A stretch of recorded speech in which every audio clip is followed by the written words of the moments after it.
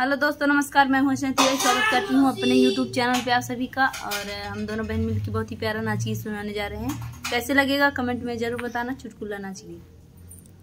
बलमुआ मोर बोलावे लाहो कोठरिया, बलमुआ मोर बोलावे लाहो कोठरिया, कैसे के आई बलमु तोहरे कोठरिया, कैसे के आई बलमु तोहरे कोठरिया, मयरिया तोहरी जागई जागई सारी रतिया, मयरिया तोहरी जागई जागई सारी रतिया, बलमुआ मोर बोलावे लाहो कोठरिया, बलमुआ मोर बोलावे लाहो कोठरिया, कैसे के आई बलमु तोहरी कोठरिया, कैसे के आई बलमु तोहरी कोठरिया, भौजी तोहरी जागई जागई सारी रतिया, भौजी तोहरी जागई जागई सारी रती, बलमुआ मोर बोलावे लाहो सारी ओई कोठरिया,